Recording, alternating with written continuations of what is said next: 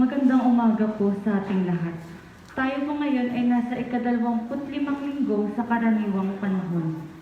Isama po natin sa ating panalangin para sa misang ito ang pasasalamat at espesyal na intensyon ng Remis Garden nina Dr. Feli Cue and family, Eleanor Raimundo and family, Elaine Awas and family, Teresa Ferrer and family, Nita Lozano and family, Antipolo family, at Edith Farales para sa mabilisang paggaling nina Ain Aiza Cue at Berlie Dorago at para sa kapayapaan ng kaluluwa nina Wilfredo Josepe Lobelio, Rosario Ernesto Hornada, Fermina Lardin, Corazon Torres, Kimberly Bundang, Eugenia Pascual, Ronaldo P. Manalo, Casimiro Hermania Falorina, Edgar Floyd Cue, Angelina Cruz, Rosita Francisco Reyes Sr., Alejo Lozano, Rufo Ganson Sr. and Jr., Jenny Cesar, Andy Almeda, Efren Felisa,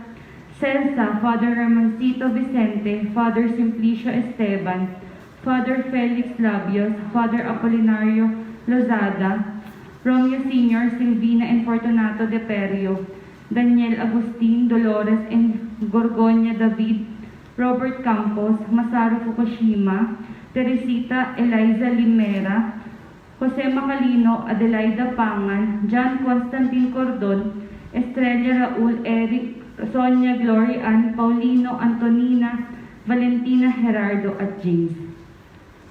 Sa ikalawang pagkakataon, ipinaalam ni Jesus sa kanyang mga apostol ang nakaambang kamatayan niya sa krus.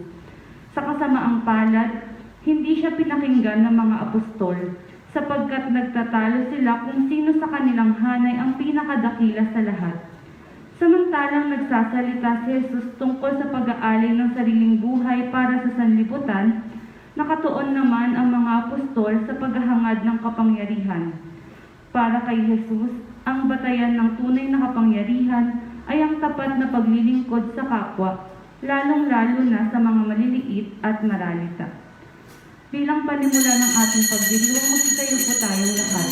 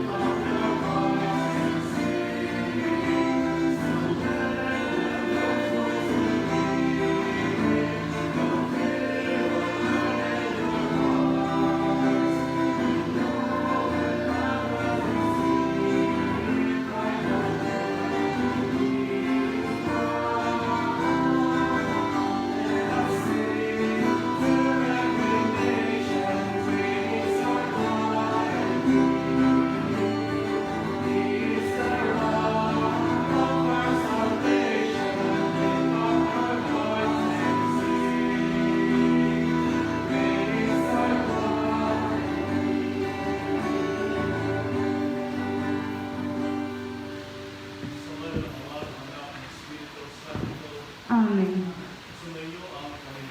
At sumayo rin.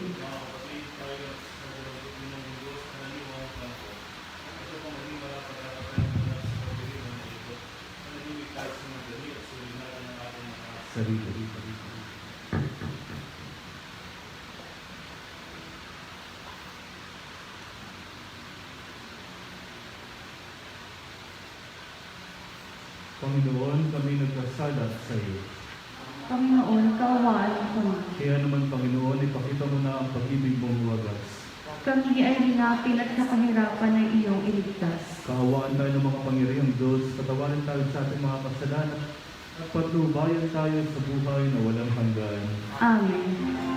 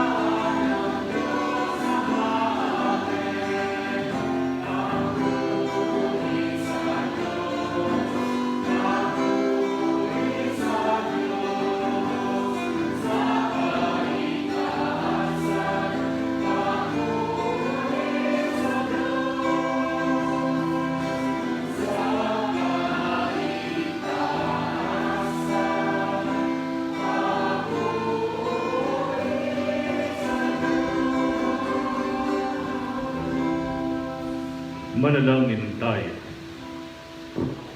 Ama naming makapangyarihan, itinakdam mong ang lahat ng mga utos mo ay mauwi sa pag-ibig sa iyo at sa kapwa-tao. Ipagkalubong sa pagtalima namin sa mga ito, kami pagitapatin mong sumapit sa buhay na walang katapusan sa pamagitan ng Jesucristo, kasama ng Espiritu Santo, magpasawalang hanggan. Amen. Magsiupo po at makinig sa pagpapahayag ng salita ng Diyos. Sa unang pagbasa, hindi matanggap ng mga palalo ang mga taong matuwid, sapagkat ipinamumukha ng mga matuwid sa mga palalo ang kanilang kasamaan.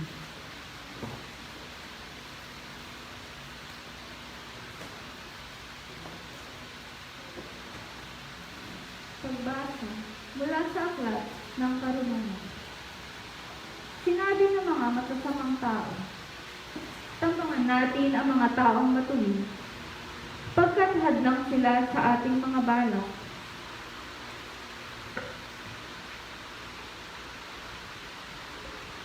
Ipinamumukha nila sa atin ang pagsuway sa kautusan at sinasabing tayo nagkasala laban sa kaugalian.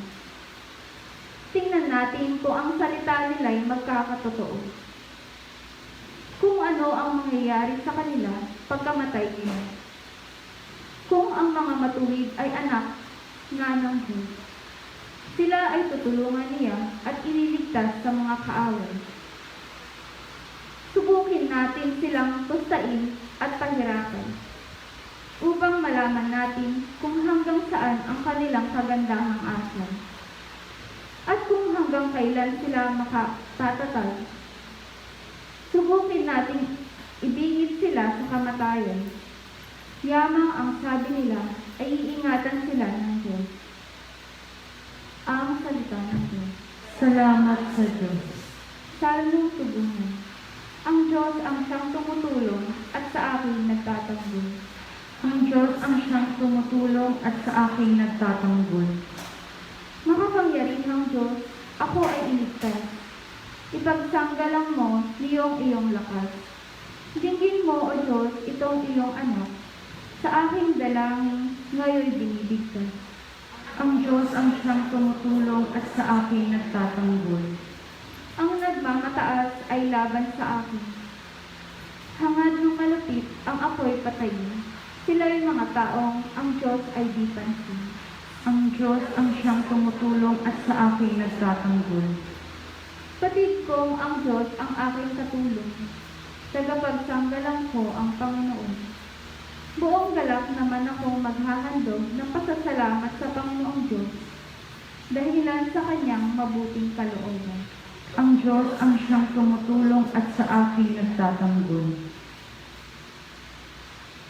Sa ikalawang pagbasa, ang pagkainggit at pagkamakasarili ay nagdudulot ng mga pag-aaway at di pagkakaunawaan. Ngunit ang sinumang sumusunod sa turo ng Panginoon sa kababaang loob ay nabubuhay sa paglilingkod at kapayapaan. Pagbasa mula sa sulat ni Apostol Santiago. Mga kapatid, saan man naghahari ang inggit at makasariling hangarin, maghahari din doon ang kaguluhan at lahat ng uri ng masamang gawa. Ngunit ang may karunungan mula sa Diyos, una sa lahat, ay may malinis na pamumuhay. Siya ay maibigin sa kapayapaan, mahinahon, mapagbigay, mahabagin, at masipag sa paggawa ng mabuti, hindi nagtatangi at hindi nakukunwali. At namumunga ng katwiran ang binhi ng kapayapaang inihahasik ng taong maibigin sa kapayapaan. Ano ang pinagmumulan ng inyong alitan at paglalaban-laban? Hindi ba't ang masasamang nasa na namumubugad sa kalooban ng bawat isa sa inyo at pawang magkakalaban-laban? Mayroon kayong pinakamimithi, ngunit hindi ninyo makamtan. Kaya't papatay kayo kung kailangan, mapasa inyo lamang ito. Dahil sa inyong pag-iimbot sa mga bagay na hindi inyo, kayo'y nagkakagalit at naglalaban-laban. Hindi ninyo makakamtan ang inyong minimithi sapagkat hindi kayo humihingi sa Diyos. At humingi man kayo, wala rin kayong natatanggap, sapagkat masama ang inyong layunin. Humihingi kayo upang gamitin sa kalayawan. Ang salita ng Diyos. Salamat sa Diyos. Masitayo po.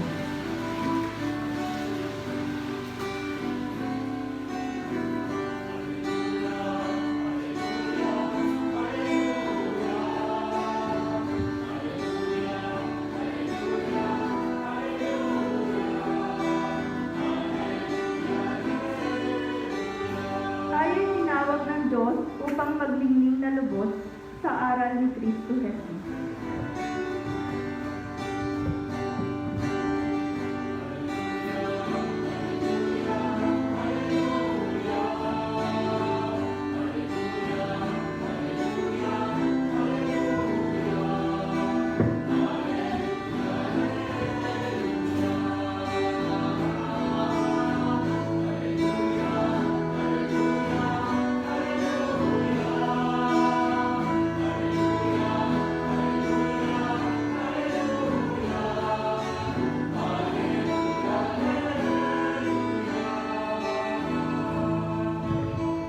Sumainyo ang Panginoon. At sumayo din. Ang mabuting balita ng Panginoon ayon kay San Marcos. Papuri sa iyo, Panginoon.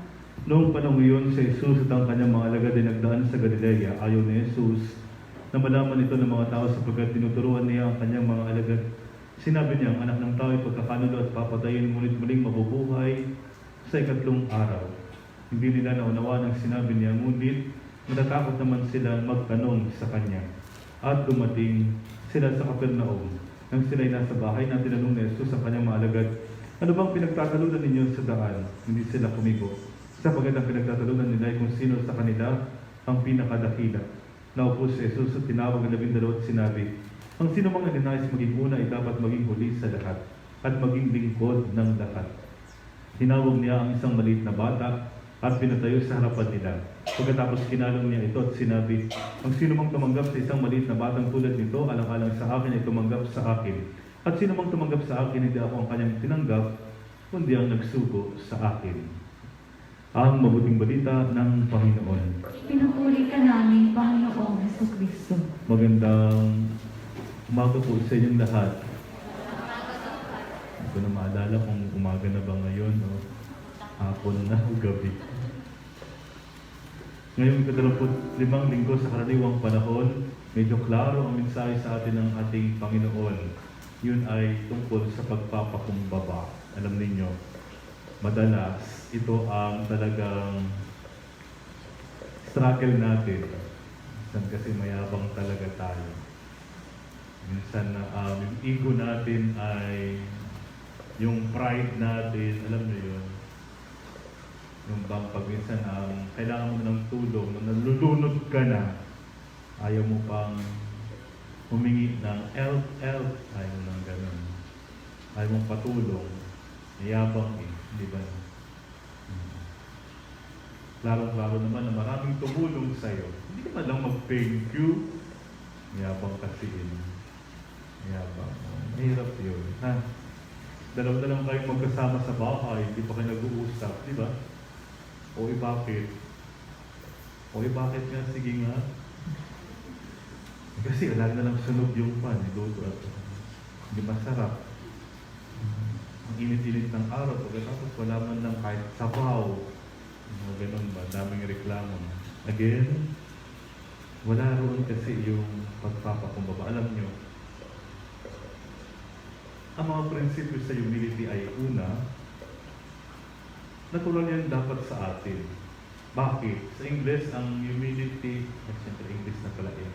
Ang English na humility ay galing sa salitang humus, na ibig sabihin ay lupa. Naalala niyo ba? Galing tayo sa lupa. Nagmula sa lupa.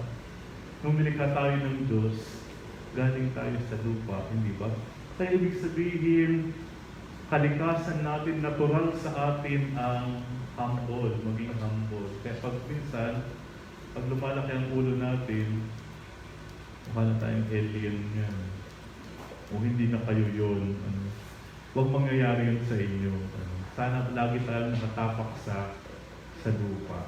Alam niyo mayroong study, hindi ko na maalala.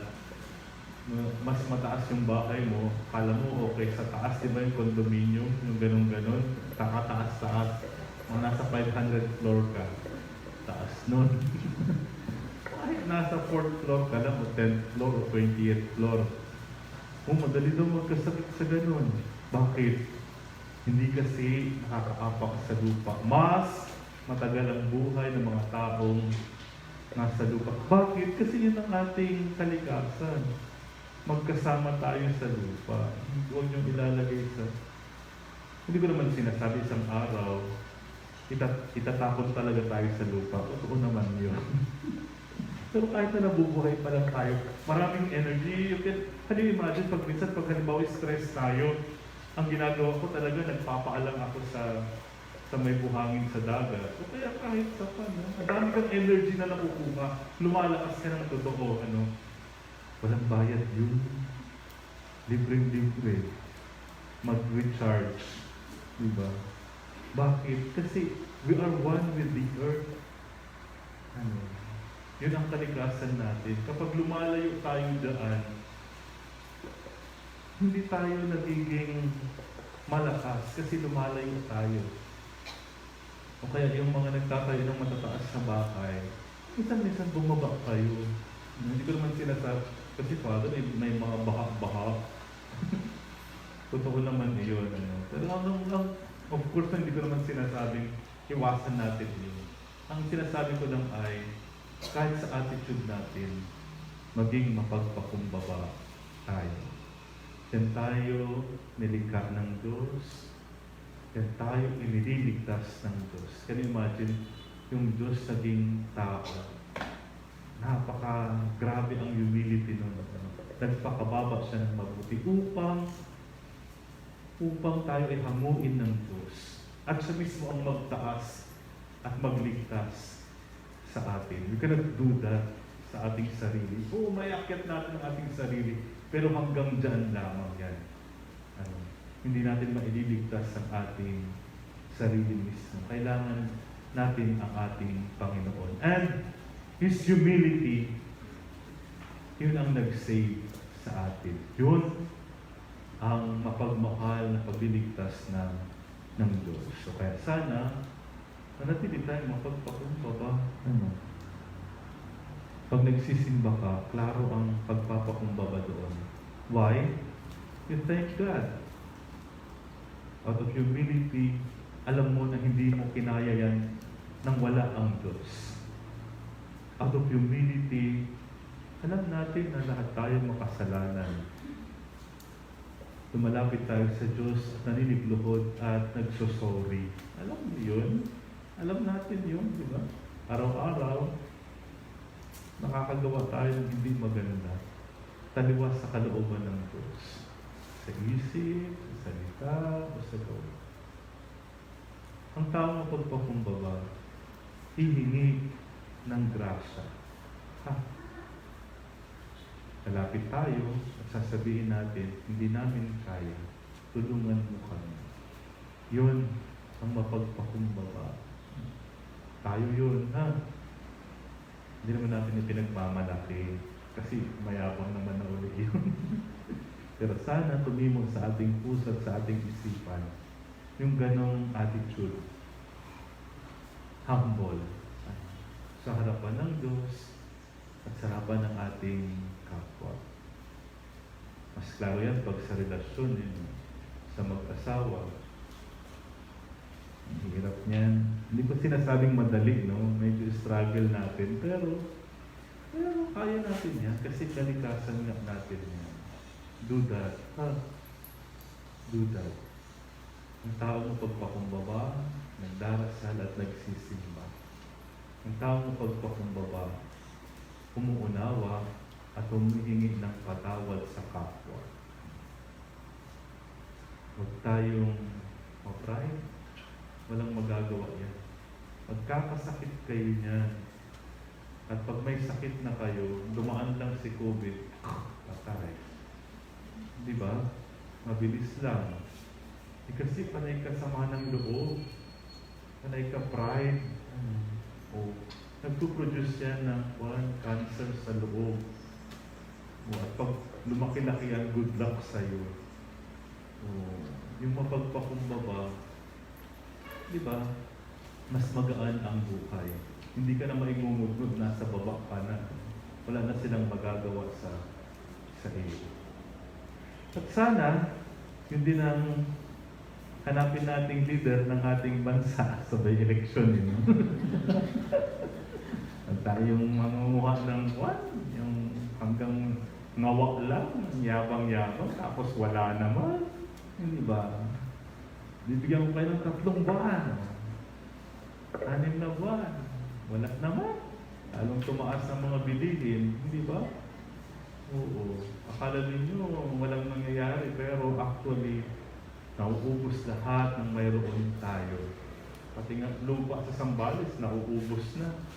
Doon na yata sa kabila. Hinakot na, So, sana ngayon darating na eleksyon ang layo pa, siyempre. Pero siyempre, magpagdasal na natin ng mas maaga. Alam niyo yun, iba pa rin yung nagdadasal ng mas maaga.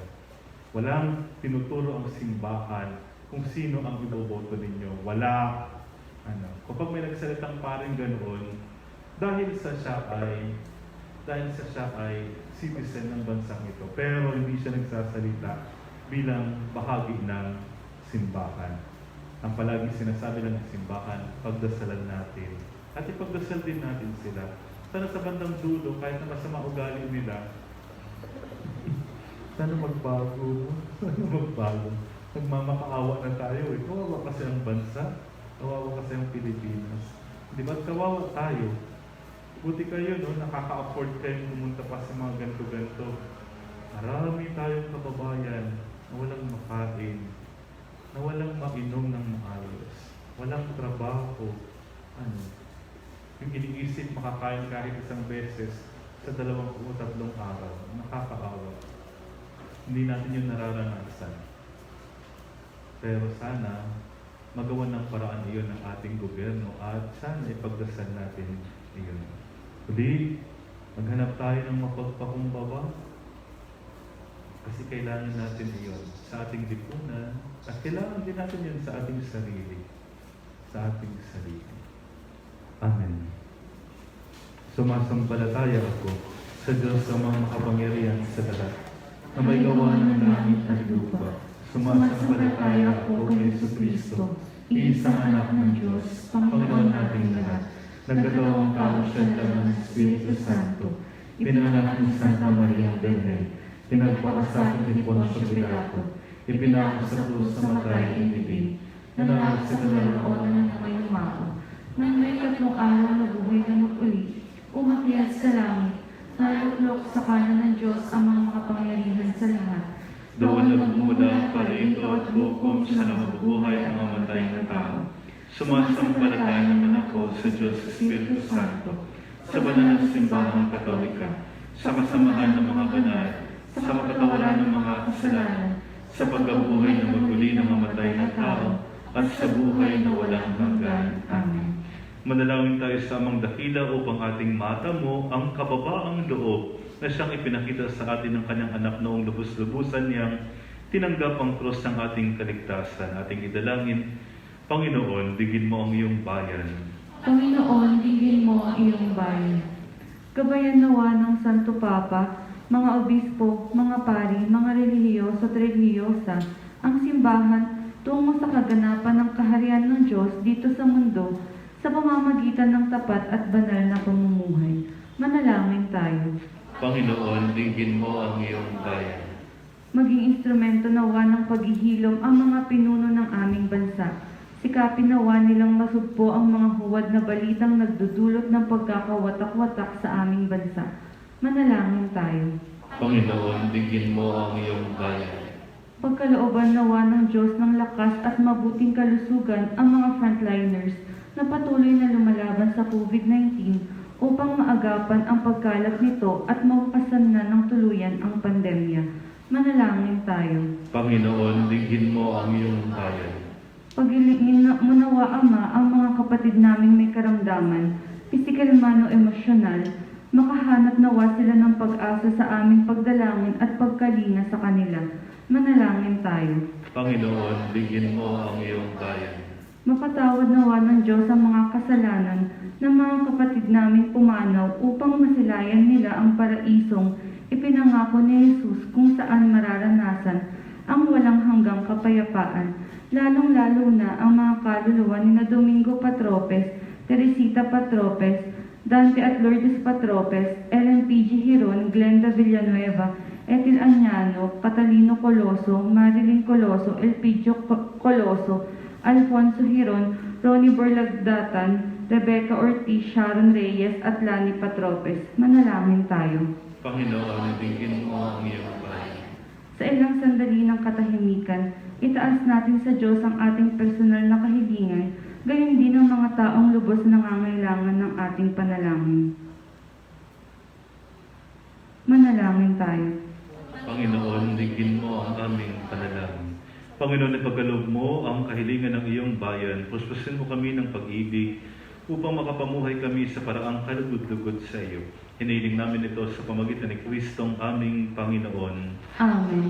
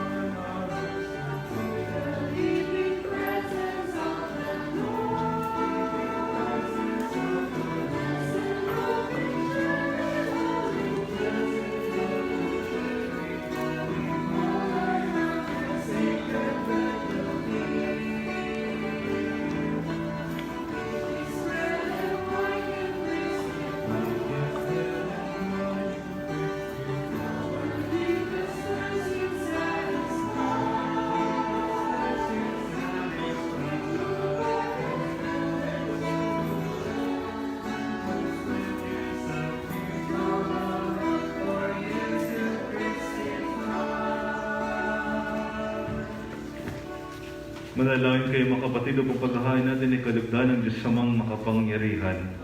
Pinawalan ng Panginoon kapag hain sa iyong mga kamay, sa kapurihan niya at karangalan sa ating kapakinabangan at sa buong sambayanan niyang banal. Ama naming lumikha, maawain mong kalugdan ang mga alay ng isang bayanan upang pinahayag namin ng may panampalatayang matibay ay aming tanggapin sa banal na pakikinabang sa pamagitan ng Jesucristo, kasama ng Espiritu Santo, magpasawalang hanggan. Amen. Sumayin niyo ang Panginoon, At sumayo rin, sa Diyos ang iyong puso at diwa. itinaasa namin sa Panginoon. Pasalamatan natin ang Panginoong ating Diyos. Marapat na siya ay pasalamatan. Ama naming makapangyarihan, tunay ang marapat na ikaw ay aming pasalamatan. Sa iyong kagandahang loob, kami iyong binukod upang iyong maitampok sa kadakilaan mong lubos.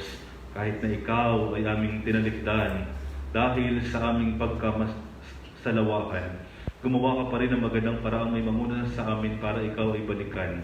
Kahit ang iyong minamahal na anak ay naging isa sa mga taong hamak upang may kapwa kaming makapagligtas sa aming pagkapahamak at pagkaligaw ng landas. Kaya kaisa ng mga anghel nagsisiawat ng papuri sa iyo na walang humpay sa kalangitan. Kami nagbubunyi sa iyong kadakilaan.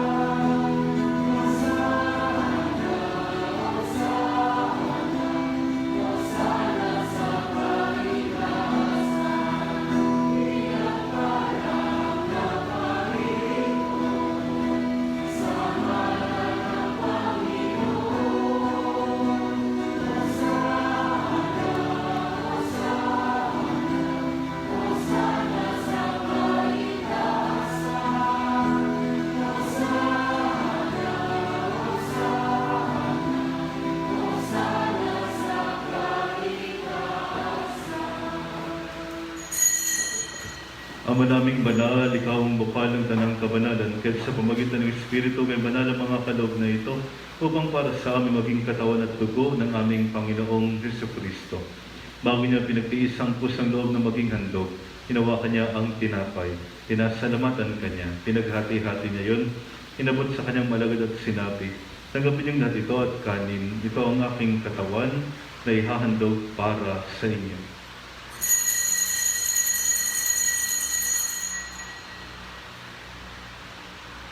Gayun din naman na matapos ang hapunan, hinawakan niya ang kalis, muli kanyang pinasalamatan.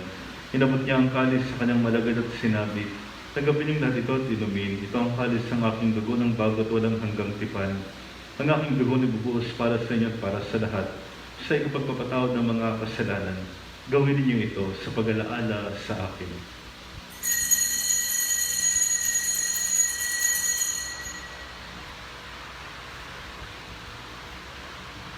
Ipagpunyi natin ang misteryo ng pananampalataya.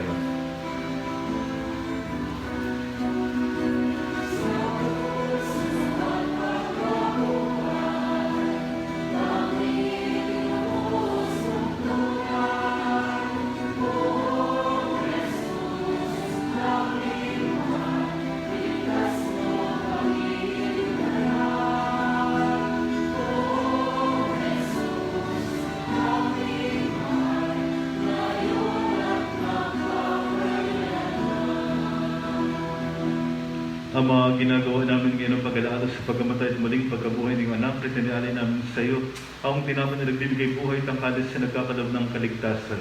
Kami nagpapasalamat dahil kami yung minarapat na tumayo sa harap mo para maglingkod sa iyo. Sinasama namin kaming magsalo-salo sa katawan at dugo ni Kristo ay mabuklod sa pagkakaisa sa pamagitan ng Espiritu Santo. Amaling aming mga simbahang naganap sa buong daigdig. Puspasin mo kami sa pag-ibig kay San Francisco na aming Papa, na Bartolome naming Obispo at ang kanang kaparian. Palalahan mo rin mga kapatid naming lahing-lahi na magpagkasang sila muling mabubuhay. Gayun din lahat na mapumanaw, kaawaan mo sila at patuloyin sa iyong kalinagan. Kaawaan mo at pagtapatin kaming lahat na makasalo sa iyong buhay na walang wakas. kaysa ng mahal na Birheng Maria, Ina ng Diyos, ni San Jose na katapat na esposo, kaysa ng mga apostol at lahat ng mga banal, na namuhay dito sa daigdig ng kalugod-lugod sa iyo, maipagdiwanawan namin ang pagpupuri sa kararaman mo sa pamagitan ng anak na aming Panginoong Hesukristo. Sa pamagitan ni Kristo, kasama niya at sa Kanya, ang lahat ng parangal papuri sa iyo, Diyos sa mga kapangyarihan, kasama ng Espiritu Santo, magpasawalang hanggan.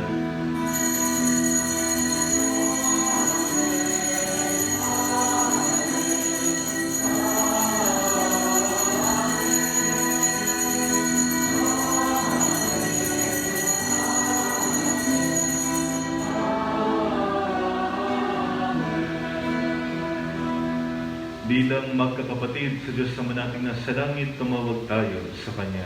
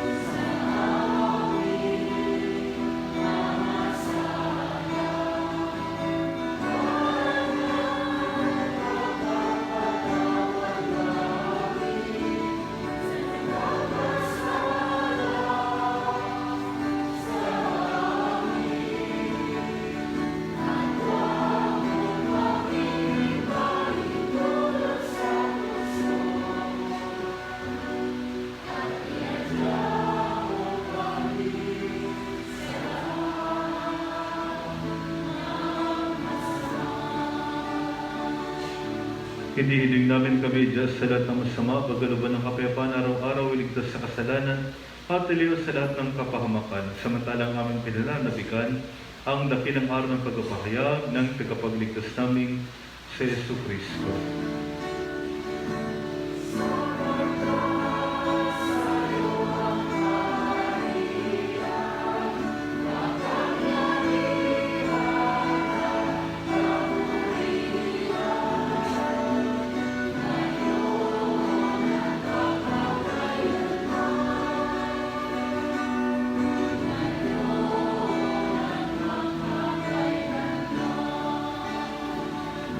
Panginoong Jesucristo, sinabi mo sa mga apostol, kapayapaan ang iniwan ko sa inyo, ang aking kapayapaan ang binibigay ko sa inyo. Tunghayin mo ang aming pananampalataya at huwag ang aming mga pagkakasala. Pagkalooban mo kami ng kapayapaan at pagkakaisa sa iyong kalooban, kasama ng Espiritu Santo, magpasawalang hanggan. Amen. Ang kapayapaan ng Panginoon ay laging sumainyo. At sumayo rin. Magbigayan kayo ng kapayapaan sa isa't isa. Peace be with you.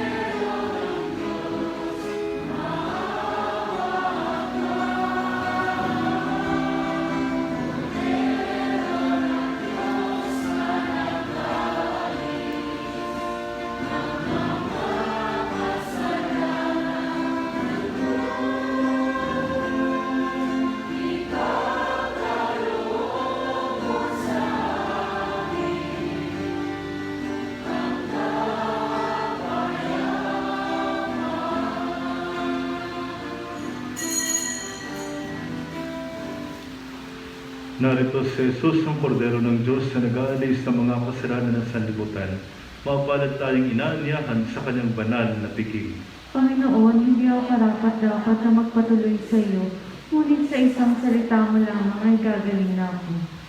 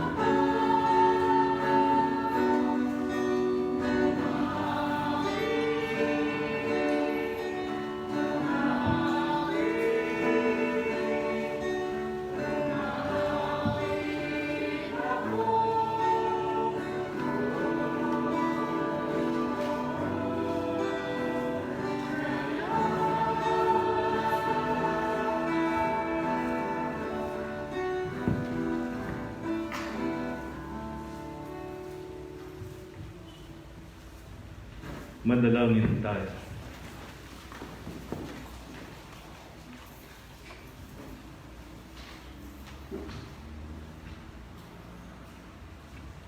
naming mapagmahal, kaming pinapagsalo mo sa banal na pakinabang, ay patuloy mong kaawaan at tulungan upang ang aming tinanggap ay siya nawang umiral sa pamumuhay namin sa araw-araw, bunga ng iyong pagtubos na aming ipinagdiriwang sa pamagitan ng Jesucristo kasama ng Espiritu Santo, magpasawalang hanggan. Amen. Sa Miyerkules po ay magsisimula ang nobina para sa kapistahan ni Saint Therese sa Shrine. Ang nobina po ay 4:30 ng hapon, nasusundan ng alas 5 ng misa. Mula po yun sa Miyerkules hanggang sa September 30. Siyempre sa kapistahan po niya, October 1, ang misa po natin ay alas 10 ng umaga sa pamumuno siyempre ng ating mahal na Obispo Bartolome Santos. Sa Shrine po iyon. Kayo po ay inimbitahan ko. Sumay, magpasalamat tayo sa Diyos.